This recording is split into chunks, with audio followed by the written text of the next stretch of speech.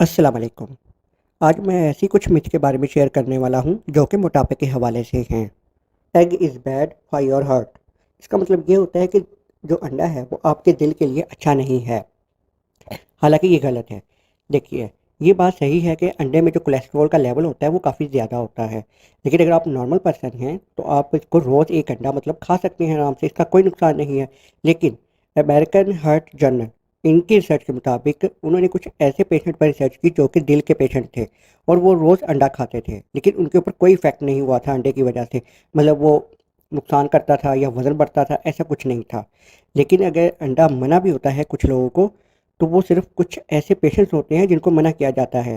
मिसाल के तौर पर अगर आपको कोई मसला है तो आपको तो डॉक्टर से मिलना चाहिए। अगर डॉक्टर मना कर दे तो फिर अंडा मना हो सकता है, अदरवाइज़ इसका कोई नुकसान नहीं होता। ना ही ये वज़न बढ़ाता है बिला वजह का, और ना ही ये दिल का नुकसान होता है इसको खाने से। देखिए, अगर मैं अपनी बात करूँ तो मैं अंडा नहीं खाता। उसकी वजह ये है कि मुझे स्किन एलर्जी होती है। लेकिन इसका मतलब ये नहीं होता कि हर किसी को एलर्जी होती है। अगर किसी चीज़ से भी आपको एलर्जी है तो वो आप नहीं खाएँगे। तो इसका मतलब ये हुआ कि अंडा नुकसानदेह नहीं है दिल के लिए। Eating carbohydrates leads to weight gain. इसका मतलब ये होता है अगर आप कार्बोहाइड्रेट्स खाएँगे, ज़्यादा से ज़्यादा इस्तेमाल करेंगे तो उससे वज़न बढ़ता है। देखिए, कार्बोहाइड्रेट्स होता क्या है? बेसिकली ये शुगर होती है। ऐसी शुगर जो कि खाने-पीने की चीज़ों में पाई जाती है। या इसके अलावा मैं ये भी कह सकता हूँ जैसे कि मिठाइयों में पाई जाती है। उसके अलावा ये वेजिटेबल्स में पाई जाती है, चने, छोले, दालों में पाई जाती है।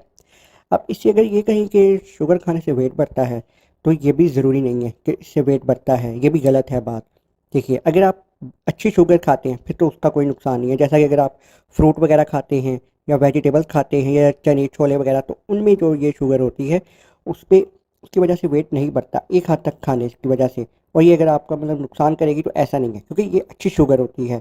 लेकिन जो जैसा कि मिठाइयों में, शेक्स वगैरह में, जो मिल्क शेक वगैरह होते हैं या कोई भी ऐसी मीठी चीज़ है जो आप बाज़ार से लेकर खाते हैं, उनमें जो शुगर होती है उससे वज़न बढ़ता है वो भी एक हद तक, अगर आप बिला वजह की मतलब ओवर ईटिंग करते हैं।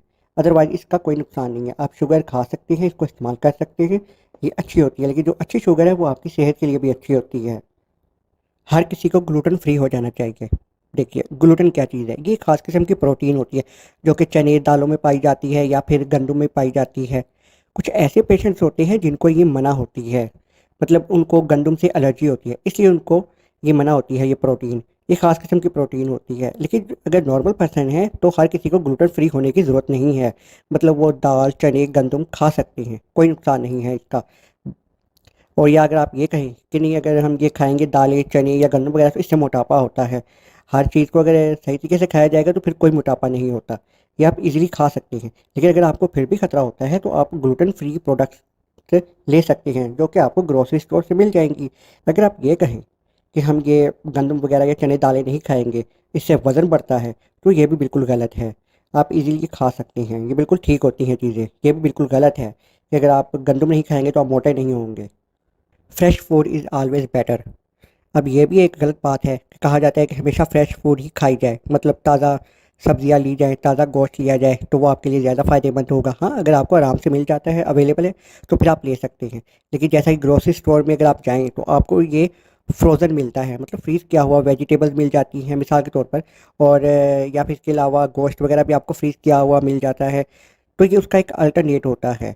तो इसका उससे कोई नुकसान नहीं होता। अगर आप वो भी लेकर खाएँगे तो कोई मसला नहीं, आप इज़िली इसको खा सकते हैं। अगर ये आप कहें कि नहीं, हम अगर फ्रीज़ फूड खाएँगे तो उससे हमारा वज़न बढ़ेगा, तो ये भी गलत है, या नुकसान होगा तो ये भी गलत है। इस तरह कुछ नहीं होता। अगर आपको इज़िली अवेलेबल है फ्रेश फूड तो आप ले सकते हैं, नहीं तो आप फ्रीज़ किया हुआ इस्तेमाल कर सकते हैं। Eating late at night. देखिए, मतलब ये है कि अगर आप रात को देर से खाना खाएँगे और सो जाएँगे तो इससे आपका वज़न बढ़ता है। मतलब खाना खा के सोना नहीं चाहिए, तो वज़न बढ़ जाएगा, ये भी गलत है। Medicine and science in sports and exercise. इनकी रिसर्च के मुताबिक अगर आप खाकर सोते हैं तो कोई नुकसान नहीं होता, ना वज़न बढ़ता है। देखिए, अब मिसाल के तौर पर जब आप सोते हैं तो जो आपके मसल्स हैं वो अच्छे तरीके से रीबिल्ड होते हैं, मतलब वो रिपेयर हो रहे होते हैं। जब आप नींद में होते हैं तो जो आपके मसल्स हैं वो बहुत अच्छे तरीके से रिपेयर हो रहे होते हैं। लेकिन अगर आप प्रोटीन वगैरह खाकर सोते हैं, कुछ भी प्रोटीन जैसा या प्रोटीन वाली कोई खुराक खा के सोते हैं, तो उसमें मसल्स को रीबिल्ड होने में या रिपेयर होने में ज़्यादा मदद मिलती है। और इस तरीके से मसल्स अच्छे तरीके से रीबिल्ड हो पाते हैं या रिपेयर होते हैं। तो इसका मतलब ये हुआ, अगर आप खाना खा के फ़ौरी सो भी जाएँगे तो उससे कभी वज़न नहीं बढ़ता और ना ही कोई नुकसान होता है। अब लास्ट में मैं यही कहूँगा, अगर आपको कोई मसला है या किसी चीज़ से एलर्जी है खाने पीने के हवाले से, तो आप डॉक्टर से मिलकर अपना एक डाइट प्लान क्रिएट कर सकते हैं, मतलब डाइट प्लान बना सकते हैं। तो ये थी मेरी आज की वीडियो। अगर आपको इन्फॉर्मेटिव लगी है तो लाइक कर दो और चैनल को सब्सक्राइब कर दो। अल्लाह हाफिज़।